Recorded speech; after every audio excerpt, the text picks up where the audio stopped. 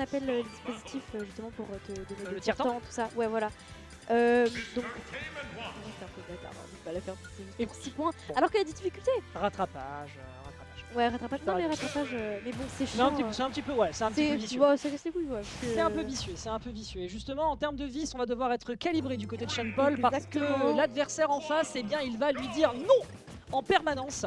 Et ça ailleurs, ça s'illustre tout de suite, justement, avec cette petite phase de juggle. Franchement, tu vois, le temps que je finisse ma phrase, j'étais en train de dire, va forcément y avoir une phase qui va être pour lui. Et forcément, le juggle ici, il est trouvé. C'est-à-dire que Pinder, on réenchaîne.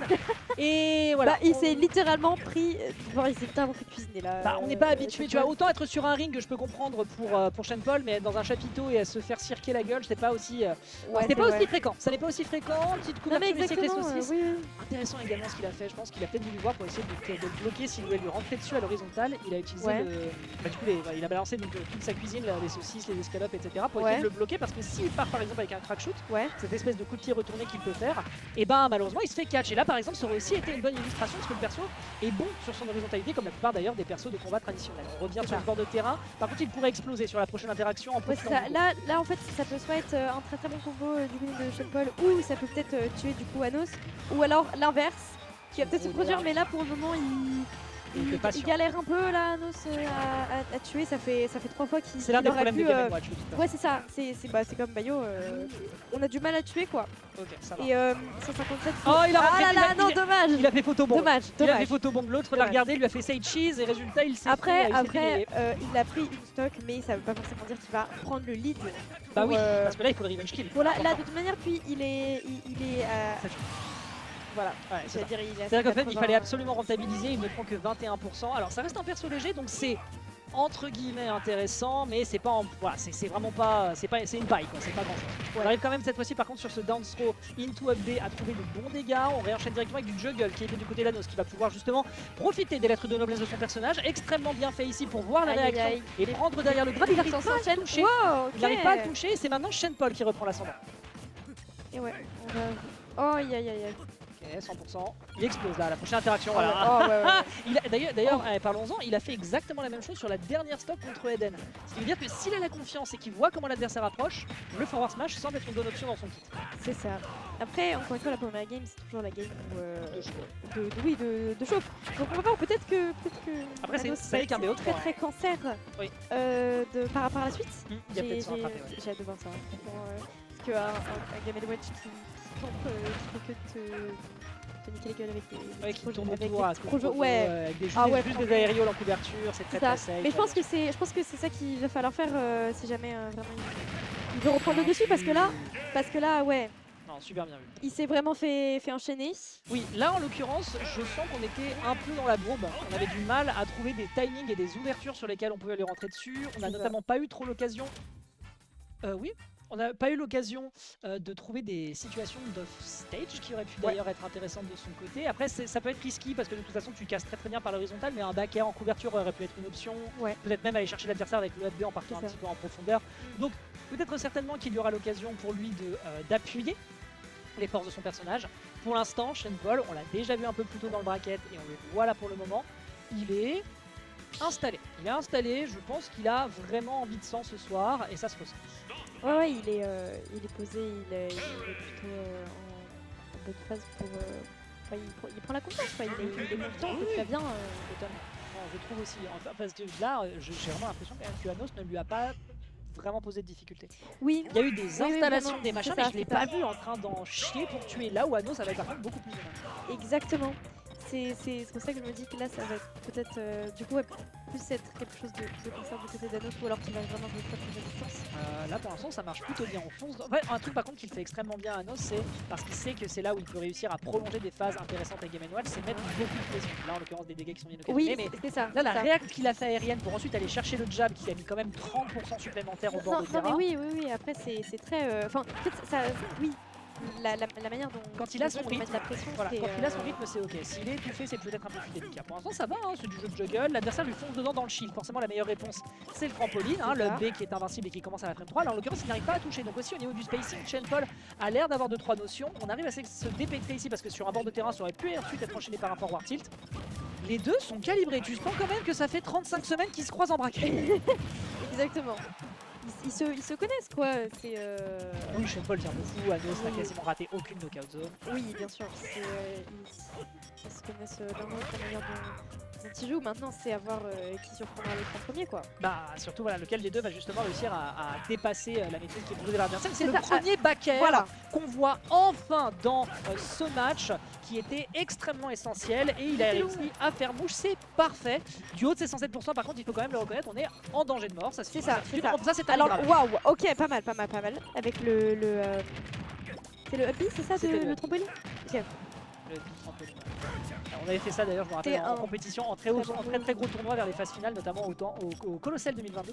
Ouais. Il y avait Meister qui était là, qui était à l'époque le meilleur Game & Watch du monde, avant Mia. Et on disait le nom de toutes les attaques en faisant les ponts dans le public. Donc dès qu'on disait, dès qu'il sautait trampoline, dès qu'il balançait son éclair, c'était un nuage, ensuite on disait saucisse. C'était une autre époque. J'espère d'ailleurs que la scène de Lyon va se rattraper, ils ont fait une dose de sel il n'y a pas si longtemps. Apparemment ça s'était bien passé. Pour l'instant, bah écoute, justement les saucisses, voilà, elles sont déployées mais elles ne font pas mouche, la bombe Ouais. Sean Paul respecte énormément ce que peut faire un Game & Watch. C'est ça. Ça tue, ça va. Ah ouais, non, forcément ça tue. Après, en fait, j'ai pas l'impression qu'il y a spécialement un lead de prix. Ou alors un lead. Là pour l'instant il n'y a pas de lead. Ou alors qu'ils se le refilent, mais ouais, j'ai l'impression qu'il n'y a pas de lead quoi. Non, pas pour En fait, c'est très intéressant de voir ça. En fait, ouais, peut-être en fait, je sais pas si on attend que l'un des deux prenne le lead ou juste qu'ils se luttent un petit peu sans réellement avoir plus de lead quoi. Petit forwarder, ouais. Là, ça change, ça s'enchaîne bien. Mais tu vois, c'est le même problème. C'est le même problème que tout à l'heure. On prend une stock, certes, on a beaucoup de retard, d'autant plus puisqu'on a réussi à conserver une stock du côté d'Anos. C'est ça, et même si là, on lit bien l'adversaire en lui prenant sa première stock, c'est problématique pour Sean Paul parce que là, le retard s'accumule. Et quand tu commences à jouer en ayant de l'avance avec un Game & Watch, bah tu n'as plus besoin d'approcher, tu peux faire le cake, tu peux balancer des couvertures, notamment ici avec les aérieux qui couvrent quand même par une très bonne distance. Là vraiment, et Sean Paul est trop foutu. Non mais là il est... Ah, Sean Paul il est dans la popote, là il est en train de se faire mijoter, il n'y a plus qu'à balancer le reste à assaisonner. Ah mais vraiment, il se fait cuisiner, mais d'une telle force. Oh très bien, il est là pour l'instant, les couvertures qui sont faites du côté de notre ouais. Il suffisait d'une game pour trouver la couverture.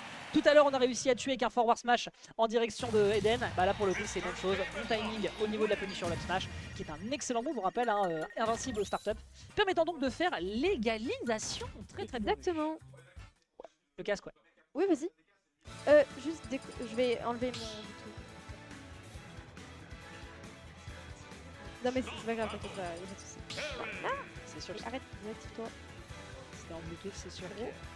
Non mais c'est déconnecté, mais c'est juste... fait de la merde là. Alors mesdames et messieurs, nous avons de l'enjeu puisque Sean Paul, vous l'avez déjà vu tout à l'heure sur un premier set, a quand même montré une belle performance, même si ça n'était pas le même archétype qu'il a en face de lui.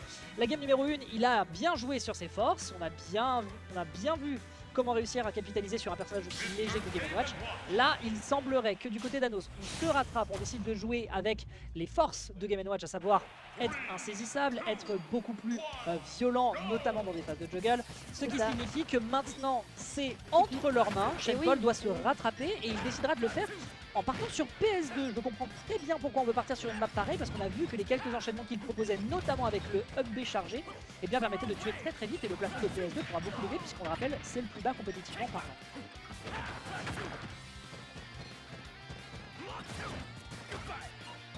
Là, j'ai l'impression qu'Anos a l'air de vouloir beaucoup plus jouer le close quarter, mais en étant bien safe. La saucisse dash attack, ça prend quelques dégâts.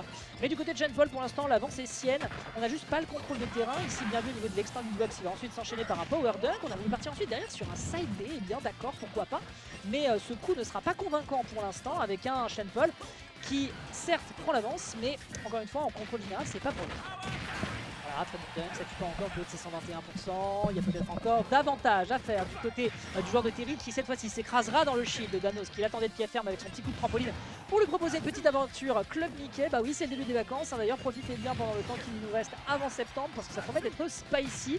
Petit coup ici, on a le temps de revenir, on a l'occasion de passer par cette up ici sur le corps et derrière c'est le forward tilt qui est contré directement derrière par le gros Buster Wolf qui permet enfin de prendre de l'avance du côté de Sean Paul, ce qui est clairement bienvenu, mais il faut faire ce qu'il n'arrive pas à faire depuis tout à l'heure, à savoir rentabiliser quand l'adversaire a une stock de retard. Oh non, ça c'est PS2. L'amour de PS2 malheureusement va s'écraser dans le plafond de la partie basse. Aïe aïe aïe, ouais, on se pète les résultats, on n'a pas l'occasion de gratter, c'est dommage, on est qu'à 18% et tout est à refaire.